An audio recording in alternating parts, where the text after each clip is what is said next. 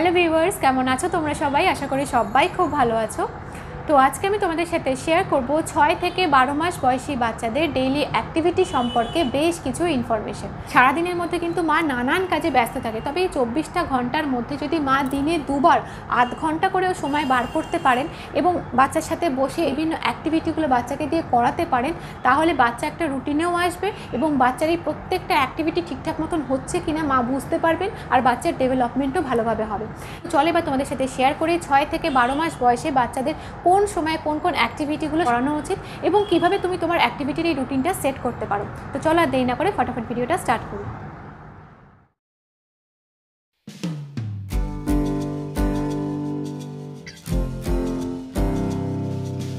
যদি তোমার পক্ষে সম্ভব হয় তুমি দিনে দুটো টাইম বার করে নাও, একটা হচ্ছে দিনের বেলার দিকে আর একটা হচ্ছে সন্ধ্যেবেলার দিকে। ধরো বাচ্চাকে তেল মাখিয়ে একটা টাইম পেলে, সেই টাইমটাতে বাচ্চার সাথে আধ ঘন্টা বা 40 মিনিটের জন্য মানে স্নান করানো আর তেল মাখানোর মাঝখানে তো একটা আধ ঘন্টার গ্যাপ রাখা উচিত। সেই টাইমটাতে তুমি বা দিনের বেলায় যখন তোমার সময় হবে সেই সময় বাচ্চার সাথে আধ ঘন্টার জন্য বসে বাচ্চাকে দিয়ে বেশ কিছু অ্যাক্টিভিটি করাও, এটা বাচ্চার জন্য ভীষণই প্রয়োজন। আবার সন্ধ্যের দিকেও বাচ্চার সাথে একটু বসো, আধ ঘন্টা বা 40 মিনিট বসে বাচ্চাকে দিয়ে অ্যাক্টিভিটিগুলো করাও, বা বাচ্চা যাতে অ্যাক্টিভিটিগুলো করে তার জন্য বাচ্চাকে ইনসিস্ট করো, এটা তোমার তরফ থেকে তোমার করা উচিত। তো এইভাবে তুমি তোমার নিজের কাজের মধ্যে থেকে একটা টাইম বা দুটো টাইম বার করে নাও। বাচ্চা কখন ঘুমোবে বা বাচ্চা কখন খাবে সেই টাইমগুলোর সাথে ম্যাচ করে তুমি দুটো টাইম বা একটা টাইম ঠিক করে নাও এবং রুটিন করে বাচ্চার সাথে এই সমস্ত অ্যাক্টিভিটিগুলো করতে বসো। তো এবার তোমাদের সাথে শেয়ার করি 6 থেকে 12 মাস যখন বাচ্চার বয়স থাকবে, এই সময় আমরা পরপর মানে যত বাচ্চা আস্তে আস্তে বড় হবে পরপর আস্তে আস্তে কী অ্যাক্টিভিটি ওদেরকে দিয়ে আমরা করাতে পারি। তো ফার্স্টে বলি, যেটা ভীষণই ইম্পর্টেন্ট সেটা হচ্ছে 6 মাস বাচ্চার বয়স হয়ে গেলে এই সময় থেকে কিন্তু বাচ্চাদেরকে এবার আস্তে আস্তে বাইরে বার করতে হবে। বাইরে বার করতে হবে মানে যেখানে বাচ্চা একটু গাছপালা দেখতে পাচ্ছে, একটু আকাশ দেখতে পাচ্ছে, আরও 5 জনকে দেখতে পাচ্ছে, একটু বিভিন্ন রকম কুকুর বিড়াল অন্যান্য পাখি ইত্যাদি দেখতে পাচ্ছে, এই রকম একটা পরিবেশে বাচ্চাকে বার করতে হবে। এটা যদি দিনের মধ্যে দুবার সম্ভব হয় তো দুবারই বার করো। যেহেতু আমি সকালবেলার দিকটা বাড়ি থাকতাম না, আমার ছেলেকে আমার মা নিয়ে বেরোতেন, তো আমার মা ছাদে নিয়ে যেতে, কখনো স্ট্রোলারে করে বাইরেটা ঘোরাতেন। তো যদি তোমার পক্ষে সম্ভব হয় তুমি দিনে দুবার, একবার সকালের দিকে একবার বিকালের দিকে বাচ্চাকে বাইরে বার করো। এই সময় থেকে কিন্তু স্টার্ট হলো বাচ্চাকে একটু একটু করে বাইরে বার করা, এটা ভীষণই দরকার। এটা মানে এই সময় থেকে বাচ্চারা কী হয়, অনেক কিছু জানতে চায়, তো এই জন্যে বাইরে বার করাটা আমাদের এই সময় থেকে স্টার্ট করে দিতে হবে। এর মধ্যে দুবার, একবার হয়তো বাচ্চাকে সকালে যখন তেল মাখাবে তার আগে বাচ্চাকে বাইরে বার করলে, তারপর নিয়ে আসলে একটু বসালে, তারপর তেল মাখিয়ে দিলে। তো একবার এরকম টাইমে বাচ্চাকে বাইরে নিয়ে বেরোতে পারো, আর আরেকবার হচ্ছে বিকেলের টাইমে। ওকে, তুমি চাইলে বাচ্চাকে কোলে নিয়ে ঘোরাতে পারো, তুমি চাইলে বাচ্চাকে স্ট্রোলারে করে বা বাগিতে করে নিয়ে ঘোরাতে পারো। মোট কথা বাচ্চাকে খোলা পরিবেশে একটু বার করতে হবে এই সময় থেকে। এরপরে যেটা আমাদের অবশ্যই করানো উচিত সেটা হচ্ছে বাচ্চাকে টিথার কিনে দিতে হবে। টিথার কিন্তু বাচ্চাদের দাঁত বেরোতে ভীষণভাবে হেল্প করে থাকে।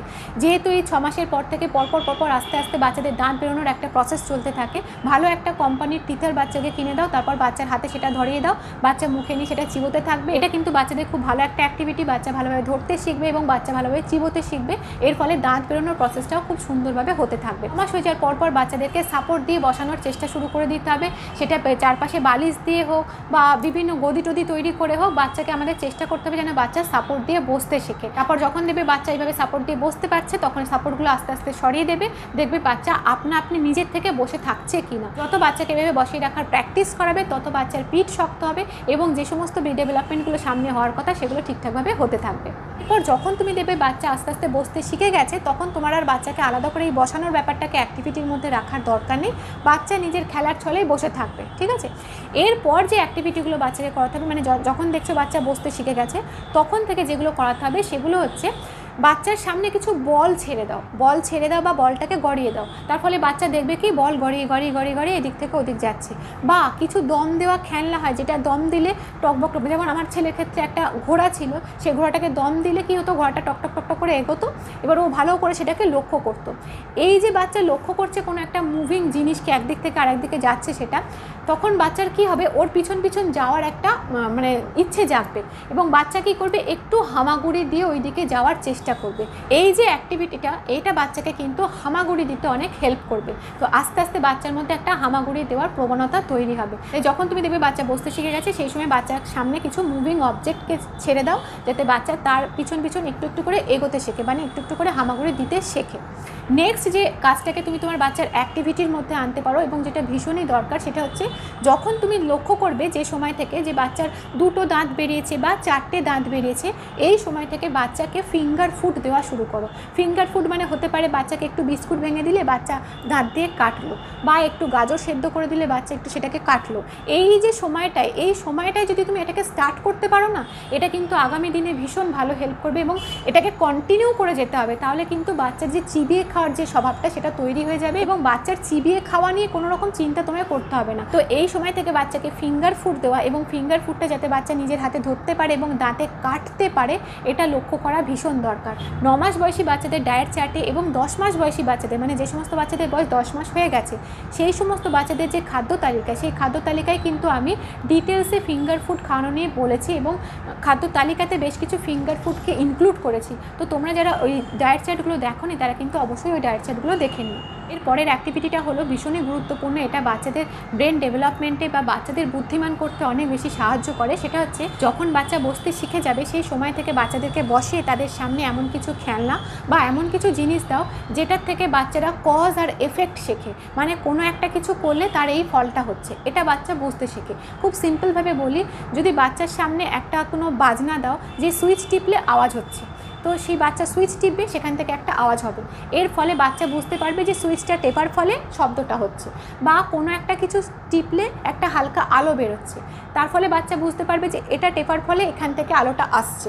ওকে, তো এরকম কোনো খেলনা দাও বাচ্চার সামনে যেটা কজ আর এফেক্ট বাচ্চাকে বোঝাতে সাহায্য করবে। বা অনেক সময় হয় কি, একটা কিছু চাপা হলো তখন আরেকটা ঢাকনা খুলে গেল, তো এরকম কিছু খেলনা হচ্ছে, সেই খেলনাগুলো যদি বাচ্চাকে দেওয়া যায় সেগুলো কিন্তু বাচ্চাকে কজ আর এফেক্ট বোঝায়, এটা বাচ্চাদের বুদ্ধিমান করতে অনেক সাহায্য করে। নেক্সট অ্যাক্টিভিটি হলো এই সময় থেকে বাচ্চাদের আঙুলগুলোকে স্ট্রং করার জন্য বাচ্চাদেরকে কিছু কিছু জিনিস ধরতে দিতে হবে, যাতে বাচ্চা ভালোভাবে ধরতে পারে, বাচ্চা হাতটা বাড়িয়ে আমাদের দিতে পারে সেই সমস্ত জিনিসগুলো। এইরকম কিছু অ্যাক্টিভিটি আমাদের বাচ্চাদেরকে করতে দিতে হবে। যেমন ধরো, বাচ্চাকে তুমি চামচ ধরতে দিতে পারো, বাচ্চাকে তুমি ফিঙ্গার ফুড ধরতে দিতে পারো, বাচ্চা সেগুলোকে ধরবে, বাচ্চা চামচটা মুখে তোলার চেষ্টা করবে, বাচ্চা ফিঙ্গার ফুডটা ধরবে, সেটাকে মুখে তোলার চেষ্টা করবে। বা যা কিছু বাচ্চার সামনে এমন কিছু একটা দিলে যেটাকে ঘোরাতে হয়, বাচ্চা এখান থেকে কোনো কিছু ঘোরাতে শিখবে বা প্যাঁচ খুলতে শিখবে। তো এরকম কিছু করাও বাচ্চাকে দিয়ে যাতে বাচ্চার আঙুলগুলো স্ট্রং হয়। যখন তুমি দেখছো তোমার বাচ্চা ভালোভাবে বসতে শিখে গেছে, একটু একটু করে হামাগুড়ি দিচ্ছে, বা রোজ তুমি তোমার বাচ্চাকে বাইরে নিয়ে বেরোচ্ছ, বাচ্চা বিভিন্ন জিনিস দেখছে, এই সময় থেকে বাচ্চাকে বিভিন্ন জিনিস চেনাতে শেখাও। এটা ভীষণ একটা ভালো টাইম বাচ্চাকে সব কিছু চেনাতে শেখানো। যেমন এ হচ্ছে তোমার মা, এ হচ্ছে বাবা, এ হচ্ছে দাদু, এ হচ্ছে দিদিমা, বা এ হচ্ছে দাদু, এ হচ্ছে ঠাকুমা, বা এটা হচ্ছে ঘড়ি, একে ঘড়ি বলে, বা এটা হচ্ছে দেখো এ হচ্ছে দরজা, এটা হচ্ছে জানলা, এটাকে জানলা বলে। ঘুরে ঘুরে সব কিছু দেখাও এবং ঘুরে ঘুরে সব কিছুকে চেনাও। মোটামুটি বাচ্চার বয়স যখন 9 মাস, 10 মাস, 11 মাস হয়ে যাবে, এই সময় থেকে এই চেনানোটাকেও কিন্তু তোমার অ্যাক্টিভিটির মধ্যে আনতে হবে। এটা কিন্তু বাচ্চার বুদ্ধির বিকাশ ঘটাতে অনেক সাহায্য করবে।